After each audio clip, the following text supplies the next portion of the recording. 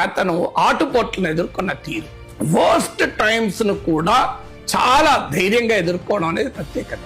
అసెంబ్లీలో తనకన్నా చిన్నవాడు, తాను రాజకీయాల్లో తన సమకాలీకుడైన రాజశేఖర్ రెడ్డి కొడుకు నిరంతరం అవమానిస్తున్న అసెంబ్లీలో నిలబడ్డాడు. ఇలా జగన్మోహన్ రెడ్డి అసెంబ్లీలో నిలబడలేకపోతున్నాడు.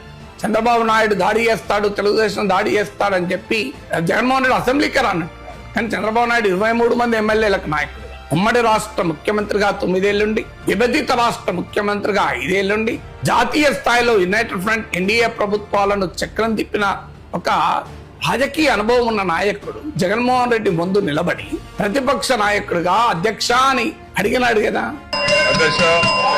అది ఆ రకమైన ఆటుపోట్లను, అవమానాలని కూడా భరించాడు కనుక చివరకు ఆయన వ్యక్తిగతంగా కూడా అవమానించినప్పుడు కన్నీళ్లు కూడా పెట్టుకొని గౌరవ సభ ఇది గౌరవ సభగా ఆయన రోజే వస్తానని ప్రతిజ్ఞ చేసి తిరిగి అసెంబ్లీకి రాగలిగాడు కదా. ఇలా తనకుండే సవాళ్లను, ఆటుపోట్లను, ఛాలెంజెస్ ను ఎదుర్కొనేటువంటి సామర్థ్యము చంద్రబాబు నాయుడు.